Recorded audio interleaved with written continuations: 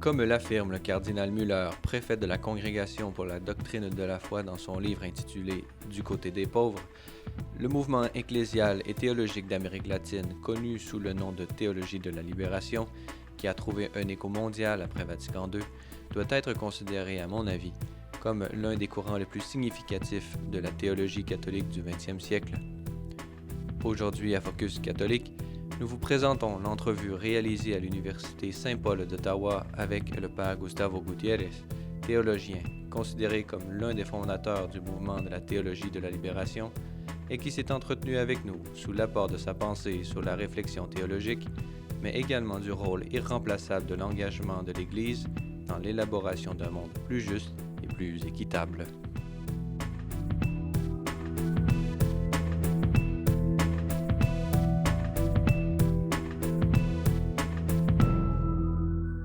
Bonjour, bienvenue à l'émission Focus catholique.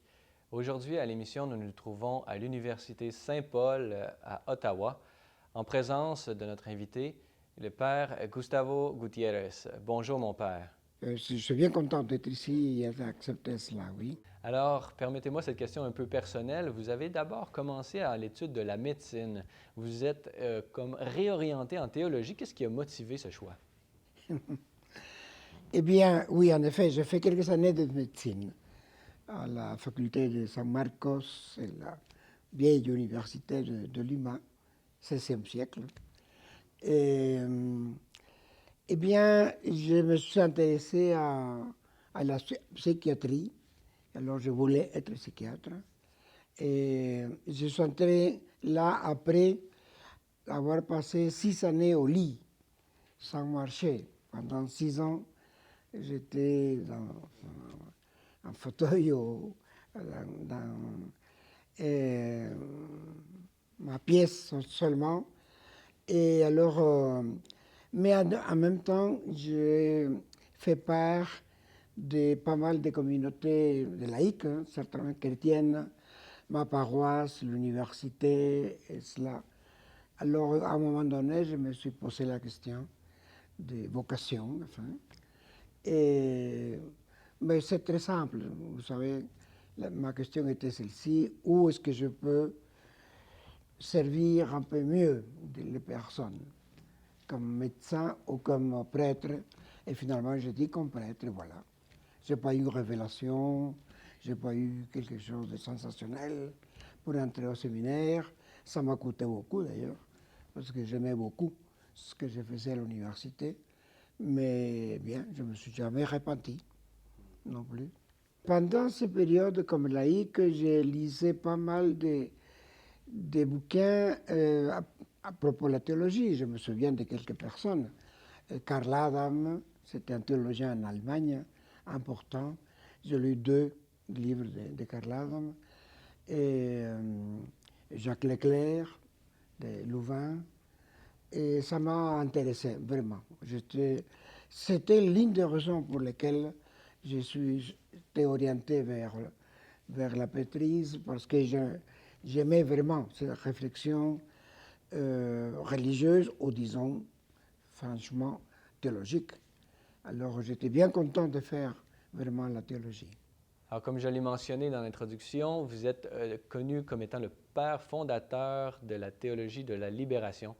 Est-ce que vous pouvez nous expliquer d'une certaine façon d'abord l'expression théologie de la libération, qu'est-ce que ça signifie, et puis son mouvement? Pouvez-vous nous donner un portrait du mouvement?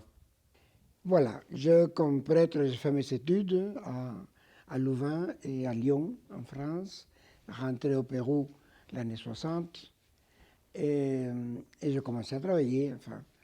Et alors, voilà la réalité que j'ai rencontrée et les gens avec lesquels j'avais travaillé quand même pastoralement. J'ai toujours été, vous savez, mon travail était toujours pastoral. J'étais curé de paroisse pour longtemps. J'ai jamais enseigné la théologie dans mon pays, dans une institution de théologie. Je ne suis pas un professeur de théologie. Je suis devenu ça il y a une dizaine d'années. À Notre-Dame, c'est la première nomination comme professeur de théologie. Ça date de ce siècle-ci. Mais en même temps, ça m'intéressait toujours, la théologie. Et voilà, je voyais, vous savez, c'était quand même, j'étudiais, je faisais la théologie avant, juste avant le concile. J'ai fini en 59, 60 même. Et, et alors, dans ce travail, j'ai senti quand même que, et ça m'est arrivé au concile, à la fin du concile, le 7 et 8 décembre, et, qui étaient les 2 jours de la fin du concile, 65, eh bien, j'ai senti une grande joie parce que, quand même, la théologie que j'avais appris en Europe, à Lyon, était la théologie importante pour le concile, décisive. En même temps, il y avait peu sur la réalité latino-américaine. Et je me rappelle que j'avais une petite machin là pour entrer à Saint-Pierre et être là. Et je suis resté dans ma place. J'avais pas envie, j'avais vraiment un mélange de sentiments. Et j'étais content et pas trop. Et ces années-là, l'expérience pastorale m'avait posé des questions. Une question qui m'avait toujours intéressé, depuis que j'étais laïque d'ailleurs, qui était la question de la pauvreté. Et alors voilà, c'est né comme ça, c'est né par le contraste entre une théologie que je remercie d'avoir eue, certainement, et en même temps, j'étais très intéressé à cette expression de Jean 23 sur l'Église des pauvres. Et alors, je ne voyais pas ça, au moins d'une façon nette et claire, dans les textes conciliaires. Je le comprends, c'est à un autre moment, pas de problème. Mais en tout cas, c'était une absence. Alors, j'ai commencé à réfléchir un peu plus cela. Et j'étais invité à Québec, à Montréal, pour un cours sur l'Église et la pauvreté. Alors, de 2 semaines, tous les jours. Et voilà, cette étude-là que j'ai faite d'ailleurs à Notre-Dame, aux États-Unis, à la bibliothèque, et a été très important pour moi. Ça m'a ouvert à une question, je crois, assez claire. La pauvreté, ce n'est pas seulement une question sociale, c'est une question théologique. Parce que c'est social d'ailleurs, et parce qu'elle est humaine, mais théologique. Et alors, un point important et central dans la théorie de la libération, c'est cela. C'est dire la pauvreté, c'est un défi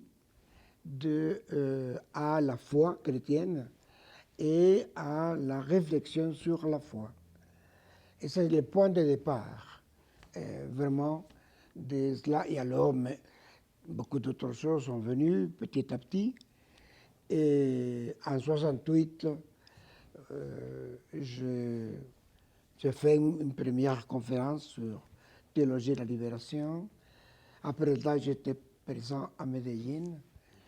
Et voilà. Je pense que c'est donc la convergence d'une expérience pastorale avec les pauvres et la théologie faite au concile, malgré cette absence. Mais ces 2 choses ont été, pour moi, la question qui m'ont fait réfléchir, et avec pas mal d'amis, vous savez.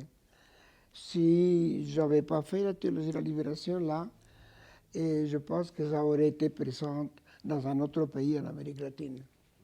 Parce que c'était effervescent. Alors voilà, c'est le début. Après là, bon, vous connaissez un peu pour l'histoire. Mais libération, c'est une façon de traduire les mots que nous traduisons parfois par salut. Libération, c'est salut, c'est rédemption.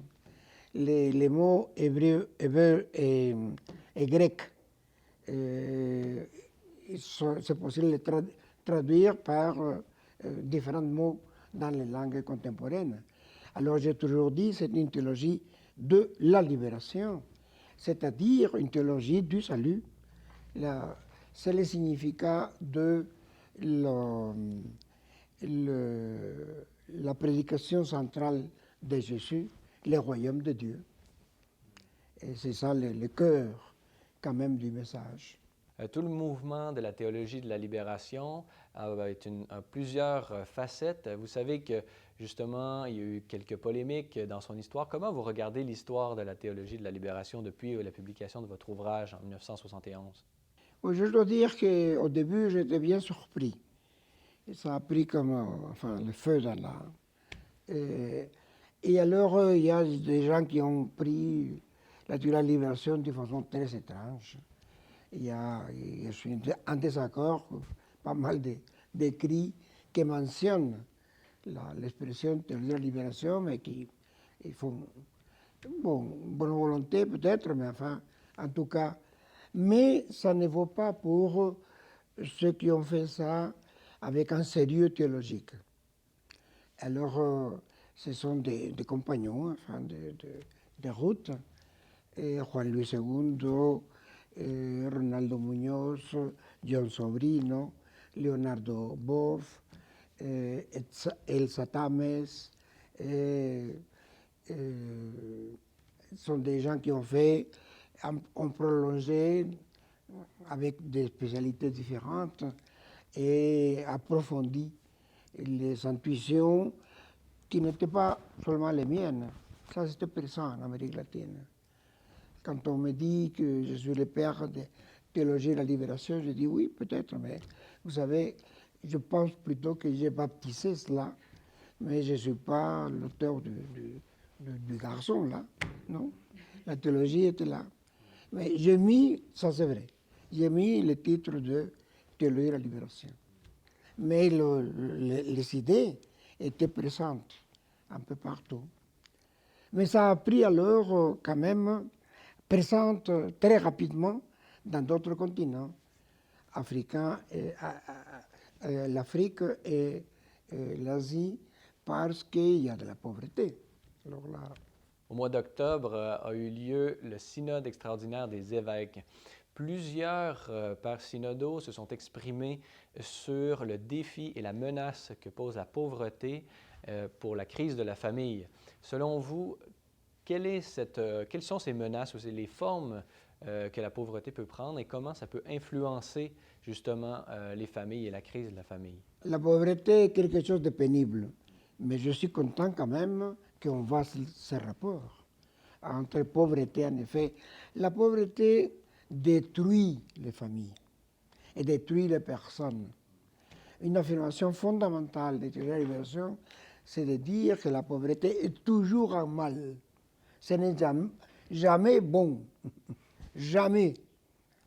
Et il faut être clair, parce que parfois on a des visions un tout petit peu, je ne sais pas, un peu romantiques ou idéalistes sur la pauvreté. Mais vous savez, la pauvreté, vraiment, ça détruit les personnes. Parce qu'ils vivent dans des conditions inhumaines. Et alors, certainement, c'est très bien dit dans les synodes, en effet. Dans les synodes et dans des interviews en dehors du synode, comme une cause, il y a d'autres, mais une cause des difficultés de la famille aujourd'hui, non? Dans la Bible, il y a deux sens très importants du mot avec lesquels on parle. Dans la Bible, d'ailleurs, on parle plus de pauvres que de la pauvreté. C'est un peu curieux, ça, mais c'est plutôt personnalisé, les pauvres. Bon. Mais en tout cas, c'est la pauvreté qu'on peut appeler réelle. Il y a des gens qui préfèrent dire pauvreté matérielle. Ça va, on peut le faire. Je préfère, pas tellement philosophique, la pauvreté réelle. Et c'est là que je dis que c'est un mal. Mais l'autre notion, c'est celle de la pauvreté spirituelle. On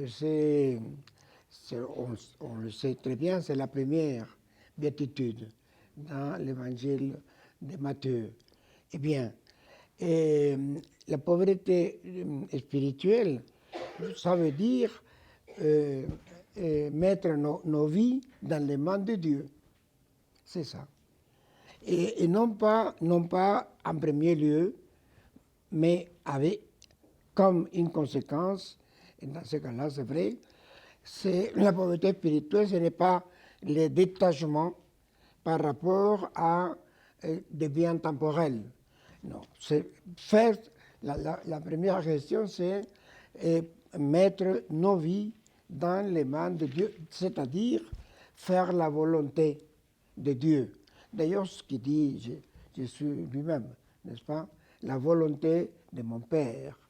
Eh bien, alors, et la conséquence d'affirmer que la pauvreté réelle n'est pas inhumaine, d'ailleurs c'est dans le texte du magistère de l'Église, et de la pauvreté spirituelle conduisent à une pauvreté qui est la pauvreté volontaire. Mais ça se fait non pas parce que la pauvreté est bonne, mais parce que nous devons être en solidarité avec les pauvres, les personnes. Pas la solidarité avec la pauvreté, avec les pauvres. Comme Jésus, d'après Paul, prend sur lui les péchés du monde, non pas parce qu'il aime les péchés, mais il aime les pécheurs. Eh bien, exactement, c'est ça. C'est la même chose. Et alors, cette pauvreté volontaire, elle est, bon, change de signe. Elle n'est pas un mal, c'est une expression d'amour. Et dans ce cas-là, on peut parler de cette pauvreté de François, etc., d'une autre façon. Mais ce n'est pas parce que, autrement, on dirait que nous justifions, avec notre théologie, une situation inhumaine. Non, ce n'est pas ça. Pourquoi faire l'option préférentielle pour les pauvres? C'est parce que c'est pour les pauvres. Ce n'est pas l'option pour la pauvreté comme une réalité sociale. Alors c'est ça. Et moi je pense que si on parle des sources bibliques, on peut le comprendre. Alors, quelle vision avez-vous du pontificat du pape François jusqu'à maintenant? Ce ne serait pas un mystère. Je pense qu'on est en train de vivre un moment très fraîche et très évangélique dans l'Église grâce au pape.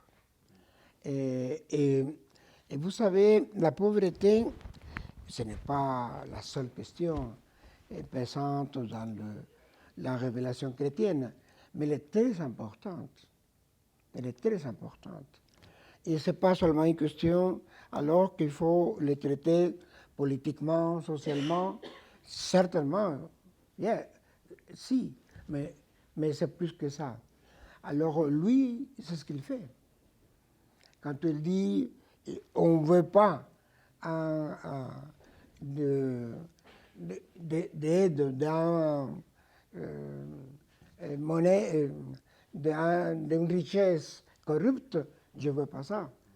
Et quand il dit que l'option pour les pauvres, c'est une question théologique, eh bien c'est ça qui est l'origine de cette réflexion. Et je pense que c'est un moment très intéressant et nous devons aussi dire, malheureusement, que c'est très compliqué aussi pour lui. Vous avez tout récemment publié un ouvrage en collaboration avec le préfet de la Congrégation de la doctrine de la foi, le cardinal Müller. Quelle était l'intention à la source de la publication de cet ouvrage? Oh, l'idée, c'était du cardinal.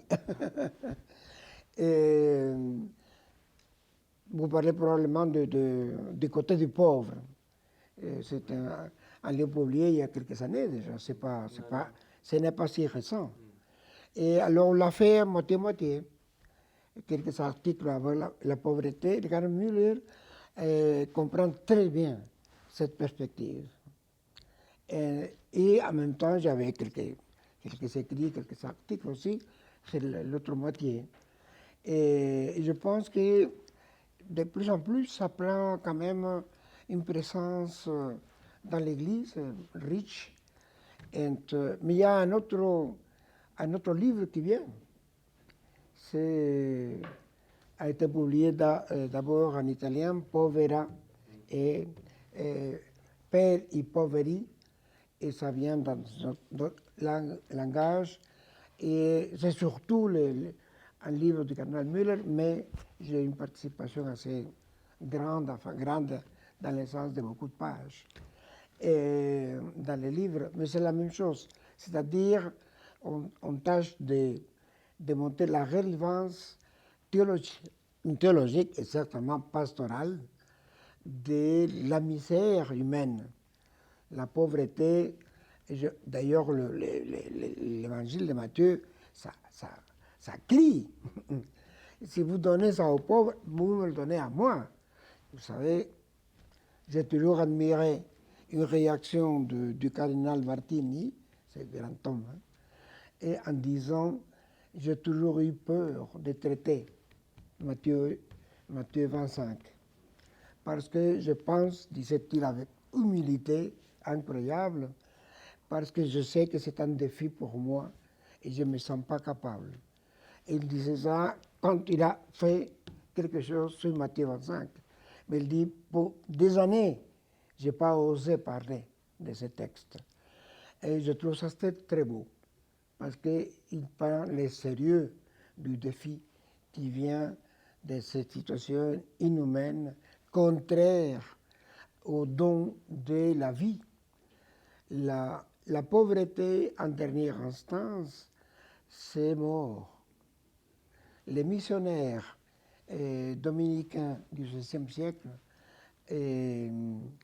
dans ces continents, enfin, les côtés latino-américains, disaient les Indiens meurent avant leur temps.